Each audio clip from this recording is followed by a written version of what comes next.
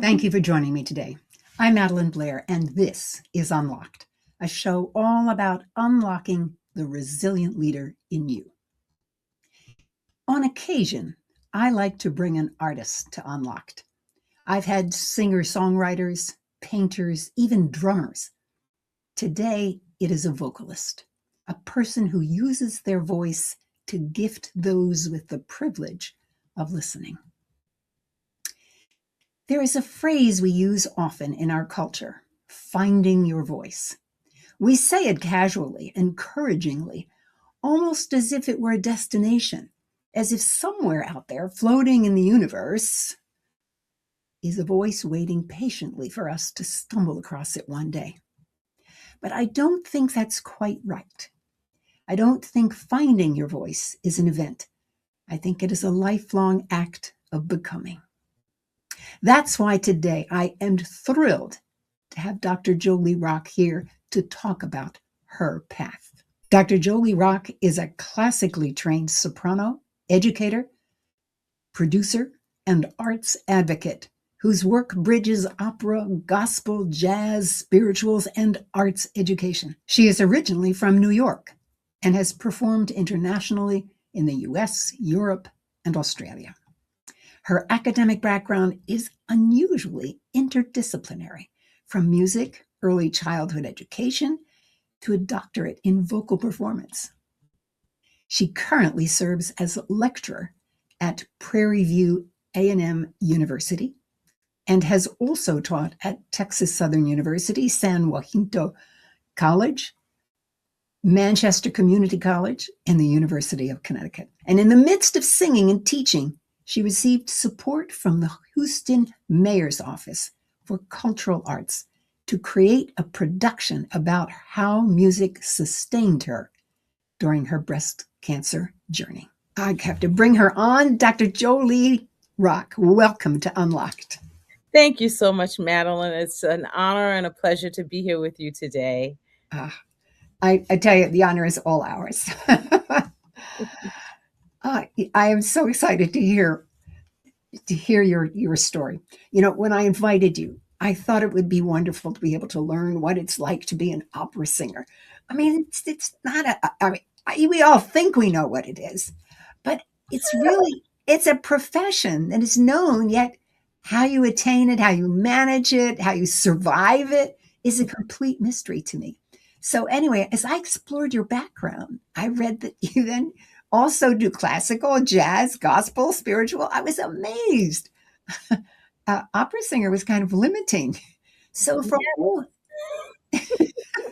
you're laughing already, I could tell. Well, anyway, I want to thank you again so much for joining me. And I'd like to begin at the beginning. Did you always want to sing? I started singing when I was about 3 years old. At least that's what my mother noticed. And she found me in the corner of the living room singing, facing the corner. And she was a little perplexed, but did not stop me, which I'm grateful that she didn't. She observed and wanted to figure out why I was in the corner, looking at the corner and singing, and thought it was quite odd, but at the same time figured there must have been a reason that I was there. So she figured out that it was because I could hear my voice bouncing off of the walls and hitting back to my ear. And that was exactly why I was doing it. Isn't that marvelous? It was, I thought I was a ventriloquist at that time. Who knew about ventriloquists? Well, we did at that time. But at any rate, it was really kind of amazing to experience that. And I feel blessed that my mother didn't shoo me out of the corner when I was 3 years old, that she let me experiment and play and be able to hear my voice.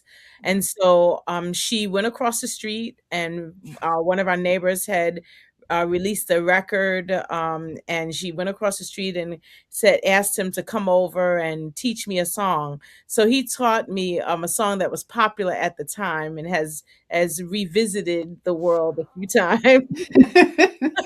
But he taught me the song. If I had a hammer, I'd hammer in the morning, I'd hammer in the evening, all over this land. And I must have sang that song for years, for every holiday, every family event, everybody, oh, come sing your song, Jolie.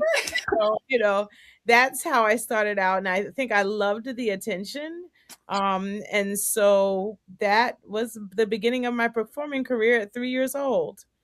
Well, I just love that story. First of all, that your mother was smart enough to figure out what you were doing. Because, Exactly. children do things just sort of naturally. Hmm. You didn't know why. You just knew you heard better or it sounded different. Yeah. She figured it out. And as you're telling that, I'm thinking about the first song that I sang. I was 5. Uh-huh. And they put me up on the stage, no less, at school. And I sang, Little Toot was just a tug, just a happy harbor tug. And I went on and on and on. Oh, But I never became a singer. okay. But I've been on a stage. Yes.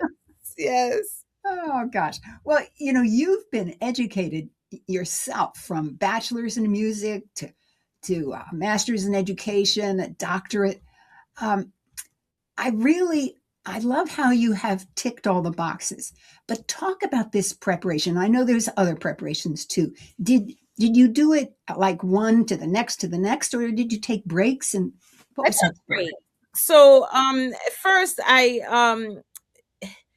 started singing in front of larger audiences in middle school, and then I went on to music and art high school, which we had to audition to go to music and art high school in New York. So the Fiorello LaGuardia High School of Music and the Arts is where I went. And while I was there, I was one of the lead singers. Matter of fact, I earned the vocal department award upon graduation and went on to the Hart School of Music right after I graduated from high school. Hmm. Route. But I knew I wanted to study voice. I did not know for sure that I wanted to be a singer. I grew up in not so wealthy background, and so I wanted to make sure that I could earn a decent living. Hmm. And because of that, I wanted to go into music education. I loved children. I had worked with children from when I was 10 or 11 years old and decided I think I want to do music education. And so I did my bachelor's in music education despite my parents and voice teachers in New York saying, you need to be a voice major. And I was like, well, what do you do with a voice degree? And I was the practical one. So I did music education with a voice emphasis and dropped my voice major. And immediately upon graduation, I went to teach in Hartford Public Schools and stayed in Hartford and made my life. 9 years in, I decided I wanted to sing. And I also needed to work on my master's degree so that I could finish up and get my teaching license, my permanent teaching license. So I also went back to school while I was singing and teaching full time. So starting a career it was very interesting with 2 children. Um, and while I was finishing my master's degree in early 2000s, late 1999, I had my third and last son. So that just added another thing. So I was performing semi-professionally. I was teaching full time. I was working on a master's degree and 3 kids in tow with a wedding and a house You and all. just didn't do things the easy way, huh? No, with a marriage and a house and all those things. So it was not easy. But I was able to finish my degree. When I did, I switched careers and became a Montessori educator because Yeah. my master's is in early childhood education with a Montessori emphasis. Mhm. And I started teaching at a Montessori school in Hartford, the first public Montessori school. And while I was there, I started to perform a little more. And yeah, I was with Connecticut Opera in their chorus since 1998. I started singing with the opera chorus, and that was a little part-time thing.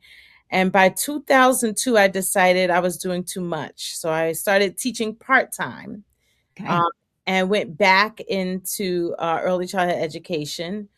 While I was there, a friend of mine who had been singing with Connecticut Opera in their young artist program called me and she said, Jolie, somebody had reached out to me from University of Connecticut and they have a fellowship for minority students, which I don't really like the word minority, but for diverse students. And wanted to know if maybe if you're interested, because I'm not ready to do that, but if you're interested, go ahead and call.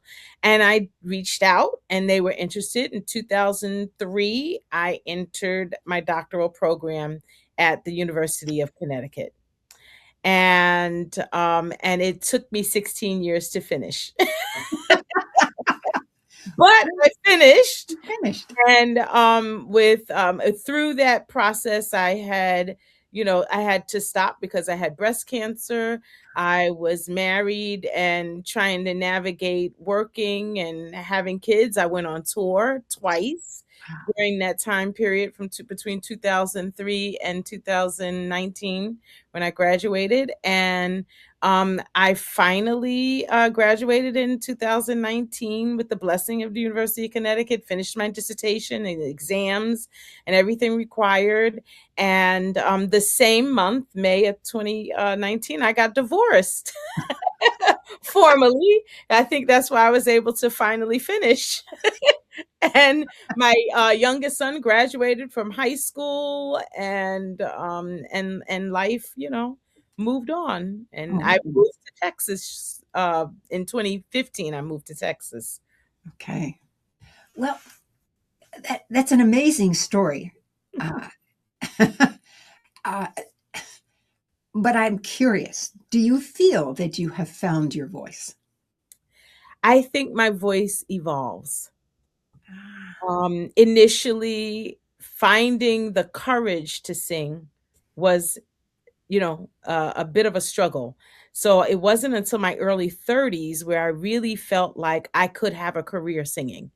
And that's when I, plunged feet, hands, everything into the world of opera, and started really studying intensely. That's why I went back to school, because I needed the time to be away from teaching and to really focus on opera. And for about 10 to 13 years, all I did was listen to opera, and I didn't listen to any popular music, anything else on the radio. It was all opera. My kids thought I was insane, and they were not real happy with me during that time. And most of the time, when we would leave the house, they said, "Can we ride in the car with Dad? You can drive on your own because we don't want to listen to the ooh on your car radio." And so, I think finding my voice in the opera world was important, but also recognizing during that journey that I still had a voice in gospel. I still had a voice in musical theater, in jazz, in whatever genre I wanted to wow. sing, was important for me.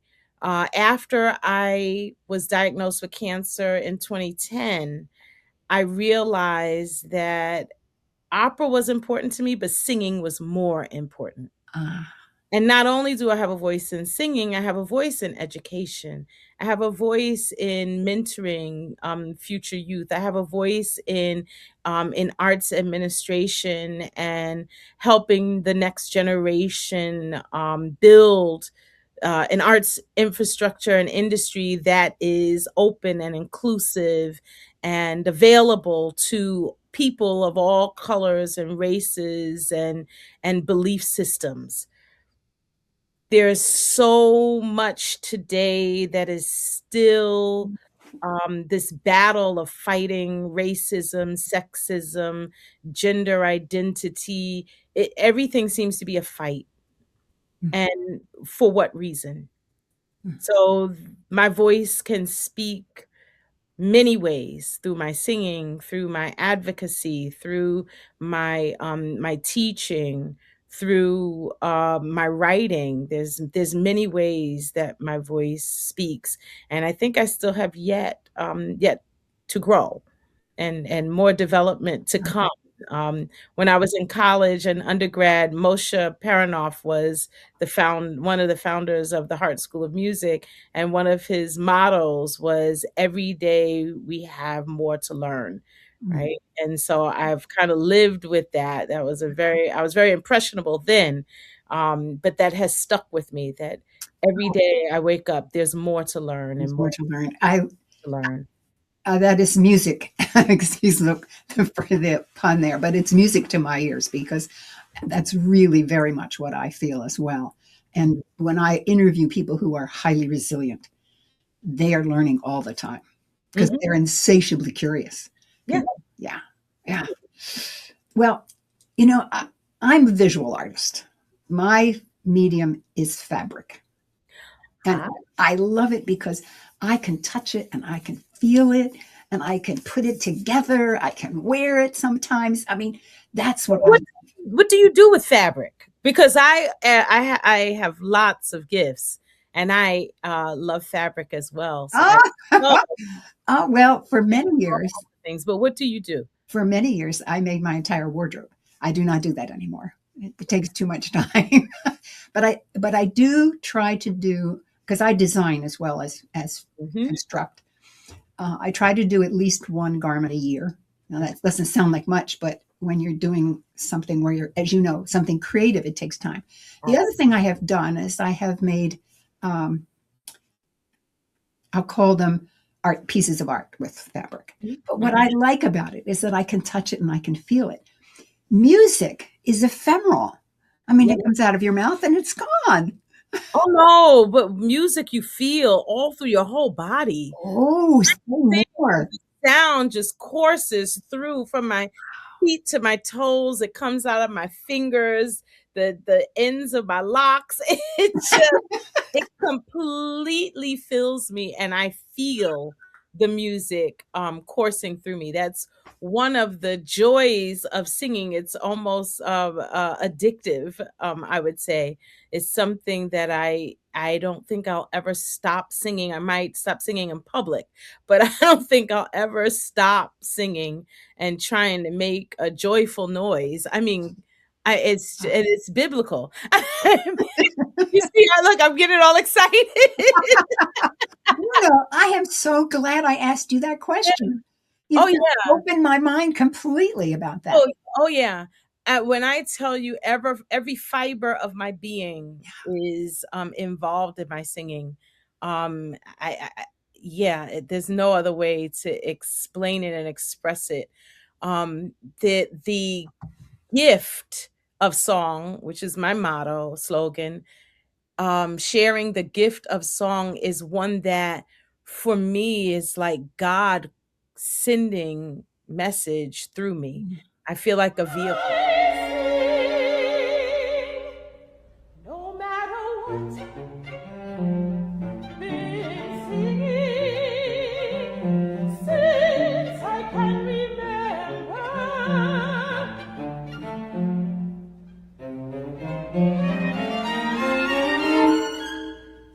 And I can remember a lot.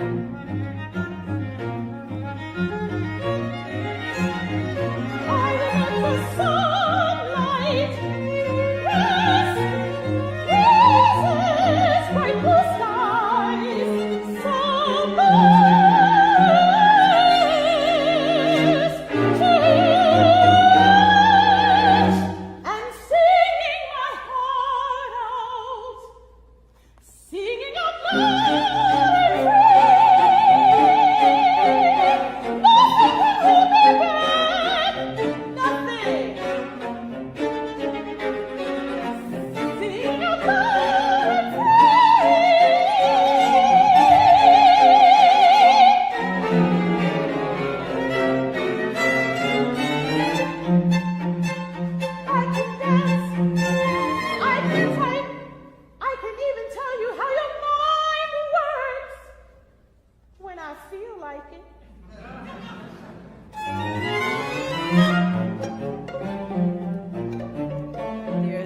no greater joy than to sing a resounding phrase and just feel that music bouncing all around Ah, and coming. When I send it out, it comes back to me. yeah. I send it out, it comes back to me. It flies in the air and spins and lands, and people receive it. And you never know how people are going to receive that burst of emotion. Some people cry, some people laugh. There's some people sit and don't know how to express, because they're kind of left in contemplation of, what am I feeling? What is going on? Why am I feeling this kind of emotional surge and not knowing quite what to do with it? Years ago, I stopped gauging the audience. That's something that we tend to do when we're younger. Mhm. Artists, we sing and we go, I wonder what people are thinking. Oh, I wonder what people are thinking. And I stopped because, one, it's impossible to know. Mhm. Two, it's not my responsibility to know how you feel. Yeah. It is my responsibility to perform so that one can feel, Oh, that beautiful. you can feel something. That's my job. And but I can't know what that is. I've learned that lesson based off of what people say to me after performances. Things like, and these are real comments that I've gotten over the years. I was in surgery 3 weeks ago, and coming into the I was in this is somebody else telling me, they were in the recovery room coming out of their anesthesia, and they could hear me singing His Eyes on the Sparrow. I wasn't in the room with them, but they had heard me sing it in church, Yeah. Yeah. before, and they could hear that, and that helped them see the light and come back to the world after surgery. One person said to me, um, it was another church experience. We had sung a piece called "The Rain Is Over and Gone," and it was the anniversary of his wife's death. That song was sung in a performance, and he and his wife were there at that performance when it was recorded. And it was one of her favorite pieces, and we just happened to sing it that Sunday, and it was the anniversary of her death. Um, yeah, I mean, I could go on and on, but I mean, just I would. This is another amazing experience that I had. A very dear friend who was a mother of our church in Connecticut. She was in a coma, and she died shortly after, but she was in a coma. I was allowed to go visit, and I went with a friend. If it People wouldn't believe me if I wasn't there with a friend. She was in a coma, on a respirator, tubes in her mouth, all covered up. And I started singing "Great Is Thy Faithfulness," and she started singing with me, and she was in a coma. Oh, Her mouth started mouth she started mouthing the words, and the sound started to come out oh, her body, and the tears ran down my girlfriend and I's faces. oh, We were just amazed at the power of song and the power of God, working through. Because I can't do that. yeah. That's not something that I am, as a human being, capable of Mm. doing. That must be the power of God going through me. I have so many stories like that. Um, that you can, you just it's just amazing. Why would I ever stop singing? Why why Well, would I ever stop being an instrument of the master, right? right. Clearly, I have strong faith. Clearly. Mhm. But I always hate to change the subject, but in a way, I don't think I am. I had a professional drummer on the show last year named Will Haywood Smith. Mhm. He studied drumming at Juilliard. Mhm. Okay, so he sees it from a very a classical way, like you did, but in fact, he plays rock. Mhm. Okay, and he he talked about there being he called it a death of the middle of the artistic middle class. He said, quote, I think a lot of it comes from the idea of the declining middle class. Music comes back to the idea that discovering yourself, your values, and your style is simply not a thing everyone can afford, and how much we allow people the space and time to discover these in a culture that is always looking for the return on investment, unquote. You are involved in bringing others into the arts. If I understand what I've been reading, Absolutely. you teach, you coach, you produce, you educate, and you're even a founder of HBCU arts. Is this another way that you're helping others to not only hear music, but to discover it themselves? Yes. And I will say that being in the music industry, it is not an easy industry. The arts industry in general is not easy.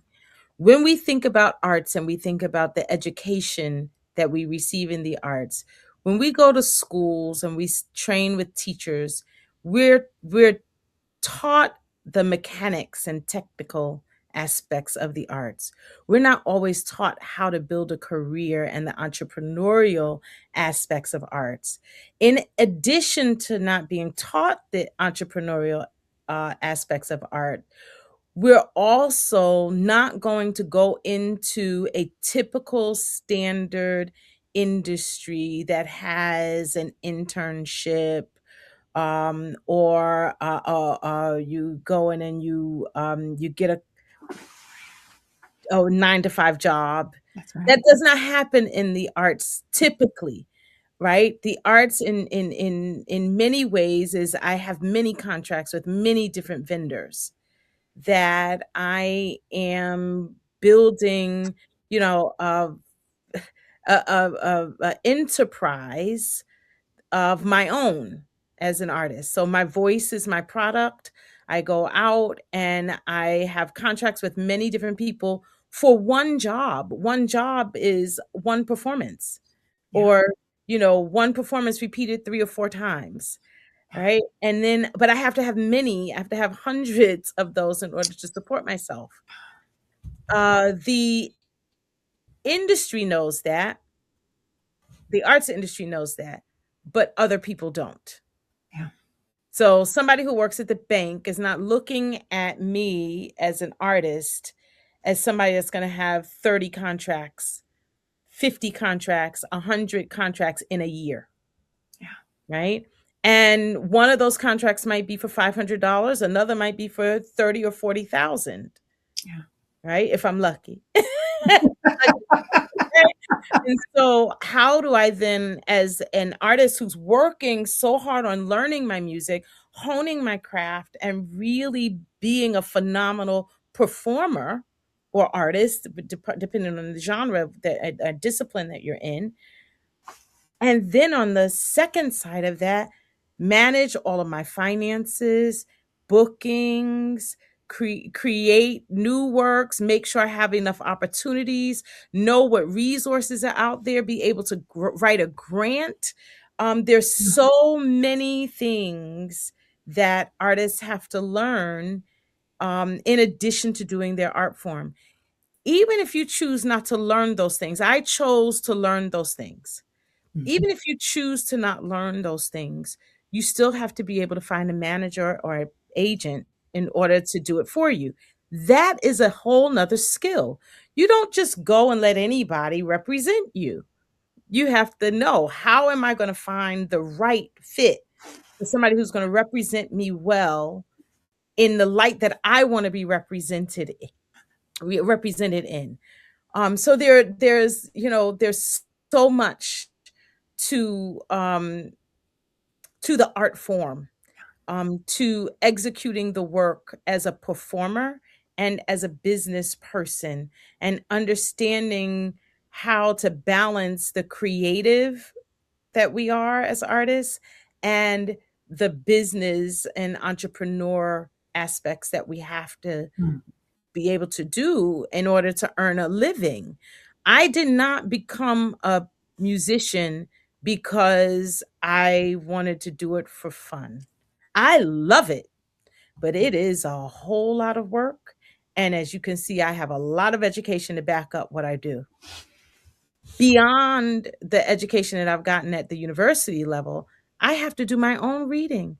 I have my own library. I have my own, shelves and shelves of scores of music that I love to learn, but it's work. It is not easy. And am I do I always feel valued in my work by others? No. Do I always feel that other people understand what my job really truly is? No. Does that stop me from doing what I do? No. No. And so, I continue, and I had a parent one time ask me, I still stay in contact with her and her son.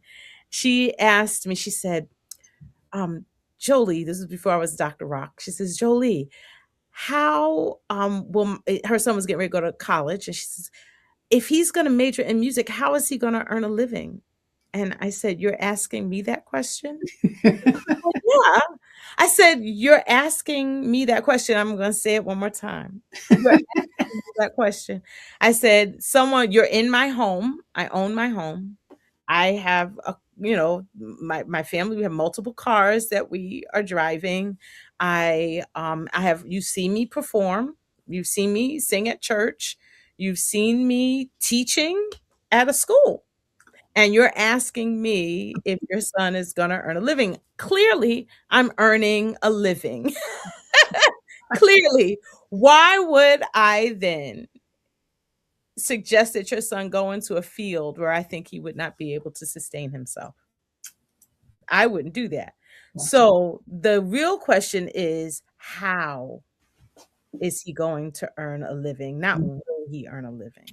And let's talk about how that's going to happen. And then we had a conversation that was very meaningful on different things that he could do, in terms of what types of jobs. I said that he should not work at McDonald's, but he could work in a regular restaurant where he learns how to serve people, because what he is doing is a service.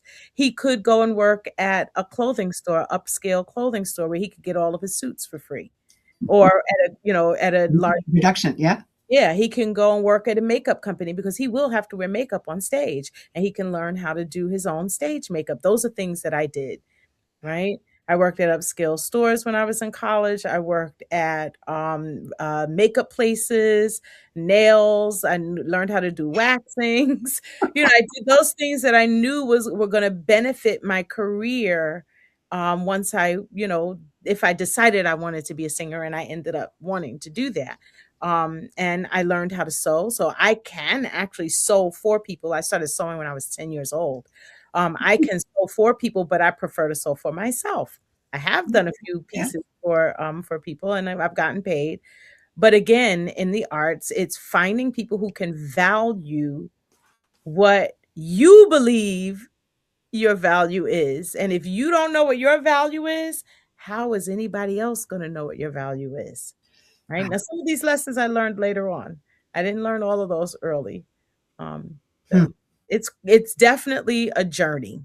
Definitely a journey. A journey. Yeah. And teaching our audiences and arts lovers to respect and pay for what the art that you're getting, is worth. It more of that work needs to be done. We don't do the arts on our own. Yeah. You have to have an audience. You have to have a consumer to consume the art. And they have to Otherwise be you're willing out in la la land. and they need to support you. Yeah. I think it's time for us to um, for you to talk about Ella's song and play it, so people can really appreciate your amazing voice. So during COVID, I worked the whole time, which was amazing. I came at the time I was actually self-employed. So in 2019, I had left my normal employers at education systems, and I was self-employed, teaching private voice lessons and performing and doing master classes and lectures at different places across the country. And while I was, really busy, COVID hit, and I panicked and said, well, what am I going to do? Because if people can't work, they're certainly not going to have voice lessons, and they're not going to pay for people to come and sing because there's nowhere to go. Well, I had my iPhone, and I had a, a microphone, and I started videoing performances from home. I put a gold curtain in an alcove, archway in my house. I put a gold curtain on one side and a silver one on the other, and I had a fake mantle in my living room and had a painting over that. So I had 3 stages. I actually made a few more during the course of the year and a half, 2 years that we were in COVID. And I got calls from churches that I had sung for before, from different organizations that I had sang for before, and they were all saying, "We know you're not working. Here's a gig. We're going to throw you a few $100s or whatever here, because we need to support our artists and keep them working." Not only was I able to continue working, but I was also able to hire other artists so that I could help other artists work as well. So, several pianists and instrumentalists, as well as other singers. We did collaborations out of my house. At any rate, the video that you're about to see is Ella's song, and it was originally sung by Sweet Honey and the Rocke. And I was called by the First Unitarian Universalist Church of Houston. At the time, Mark Vogel was their director of music, and he said, "Jolie, can you video the solo for this for us? And I'll have our choir in the background." And that is what this is, Ella's song. It Ella was, yeah, it was a video for a church service.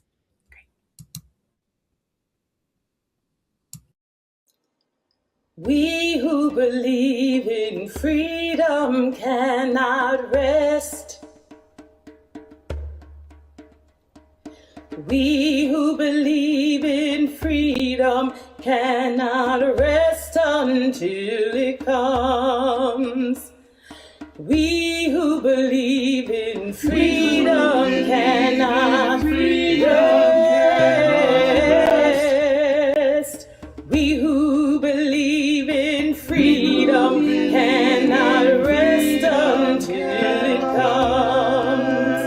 Until the killing of black men, black mothers, sons, is as important as the killing of white men, white mothers, sons. That which touches me most is that I had a chance to work with people, passing on to others that which was passed on to me. We who believe in freedom cannot rest. Oh, we who believe in freedom cannot rest until it comes. To me, young people come first. They have the courage where we failed. And if I can but shed some light as they carry us through the gale, the older I get, the better I know that the secret of my going on is when the reins are in the hands of the young who dare to run against the storm. We who believe in freedom cannot rest. We who believe in freedom cannot rest until it comes. Not needing to clutch for power, not needing the light just to shine on me. I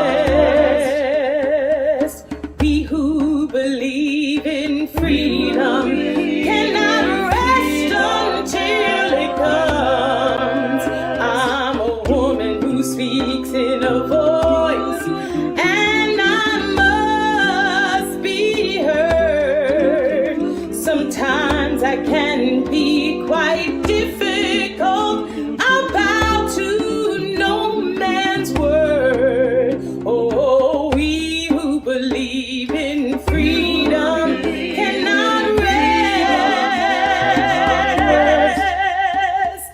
We who believe in freedom cannot rest until it comes.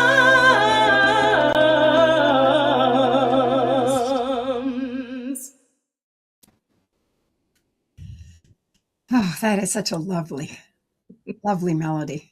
Mhm. Powerful. It is. I'm so happy Powerful words as well. as well. Indeed. I'm so happy that we decided to insert an example of your voice. Thing. I couldn't imagine people going away and not hearing it. And I have to tell you that as I was listening this time, I said, I think I understand that you feel it through your whole body.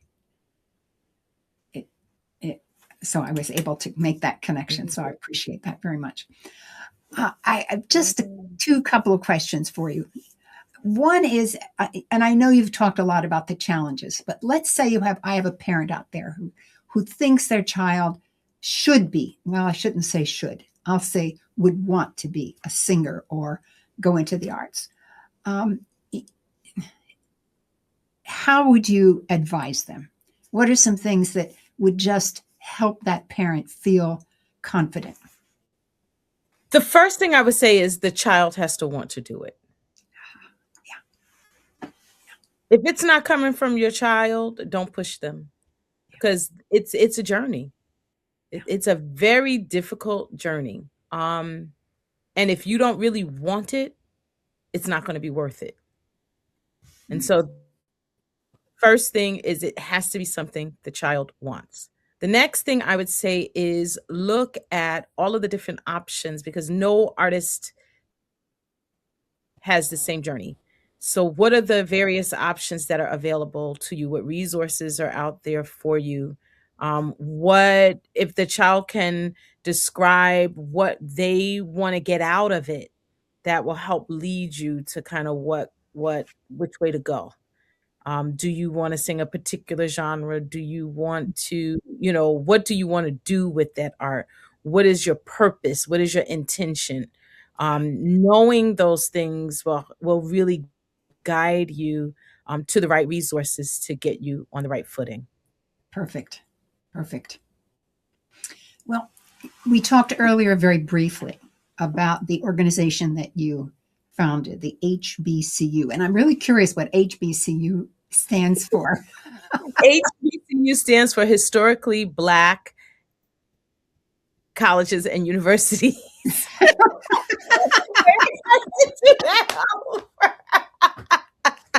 Oh, well. HBCU stands for Historically Black College and University, or university. And so what that means is back in the 1860s, when slavery ended, some of the universities were started for Black people because they were not allowed, the formerly enslaved were not allowed to go to the existing universities. In that case, now they're historically Black because they're among the most diverse higher education institutions in the country. 25% of the faculty and the student body of HBCUs, the 105 HBCUs, are white. The rest are multicultural. So they're very diverse organizations. Mm-hmm. And I understand that you have a festival coming up in Martha's Vineyard. We do. In August, right? Yes, the Martha's Vineyard HBCU Arts Festival is our annual event. This is our 5th year with the HBCU Arts Festival on Martha's Vineyard. We have one day in Union Chapel in Oak Bluffs, and then the rest of the festival will be over a period of 4 days in West Tisbury, which is about 15 minutes away from Oak Bluffs, but still on the same island. And so we have been doing this to showcase and promote the work of HBCU artists and allies, so students, faculty, and alums of HBCUs, as well as those artists who support and work with HBCUs. And so we're excited to be there August 1st through August 6th. It's the week after the Legacy Week, which is when most of the HBCUs visit the island, or many of them. And it's right before the Martha's Vineyard African American Film Festival begins on August 6th. So we are sandwiched right between 2 weeks. We have our own week. I will be posting on the show notes Okay. this type of information so that people can check in for more information. Now, I didn't tell you what HBCU Arts is all about. Okay, you better tell me that. I should probably tell you, HBCU Arts was founded because there are not a lot of resources and opportunities that are afforded students from HBCUs within the arts industry. And so we work with students, faculty, and alumni of HBCUs in promoting and showcasing their work, as well as providing entrepreneurial skill development for workforce preparation. And so we're really excited. We've been in existence since 2023. So we're relatively a young organization, and excited about the future. Outstanding. Well, Dr. Jolie Rock, I have so enjoyed this conversation, and I want to thank you so much for joining me. Thank you. I've enjoyed the conversation as well, and I appreciate the opportunity to share my work and the gift of song and the gift of the arts with the greater community. Thank you so much, Madelyn. You are so welcome. Every now and then, there is something that changes how I think about the world. Grounds for Thought is a place where I talk about these moments so that you can explore the meaning for yourself. Eleanor Roosevelt said, "Do not be afraid to be the person you are. The world needs your voice." In 2009, I had the honor of interviewing Howard Milner. Now, Milner was an internationally renowned tenor. His singing received such accolades as the singing was beyond all praise. I was honored to be able to spend more than an hour with him in his backyard in London. Now, by then, he no longer sang on the stage, instead committing himself to teaching others to find their voice. He coached serious singers, of course, but he also coached professionals, executives, and politicians. Each began with him helping them find their voice. He took on his role very seriously. To him, his principal job was to help his student first to know who they were bringing forth through their voice, and then to develop it.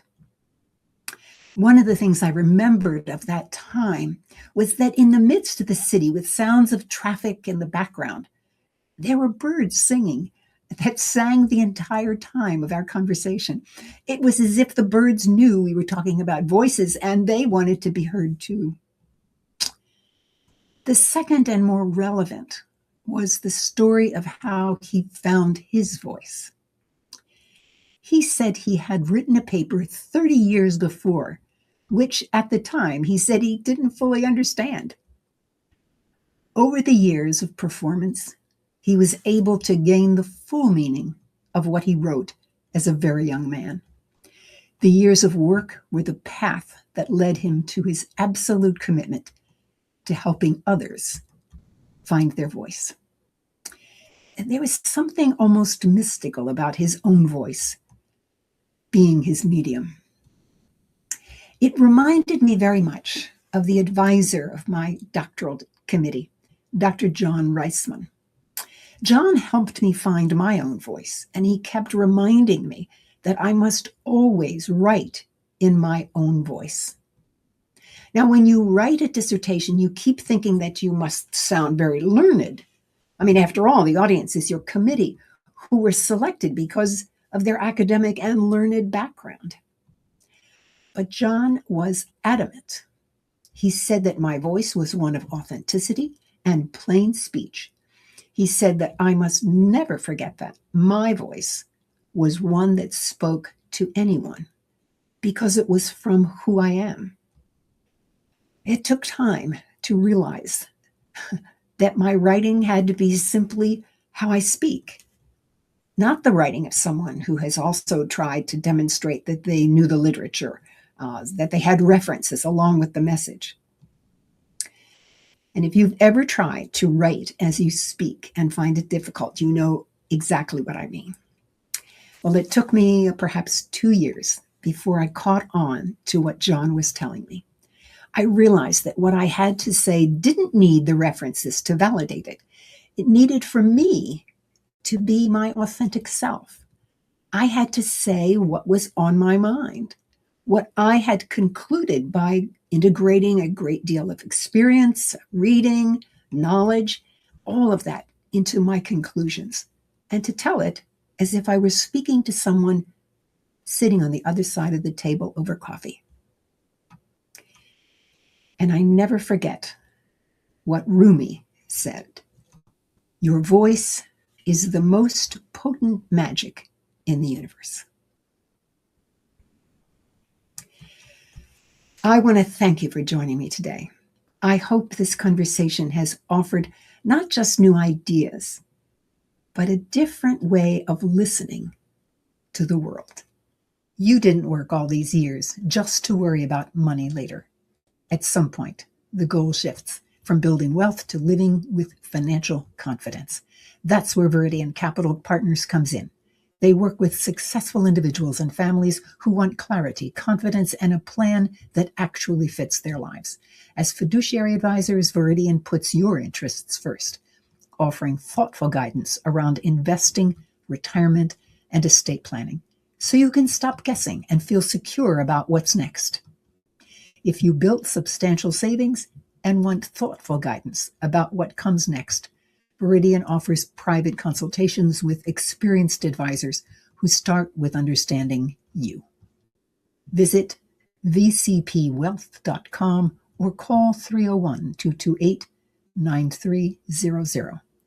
And when you mention the Unlocked podcast, you'll receive a complimentary portfolio x-ray of your current investments.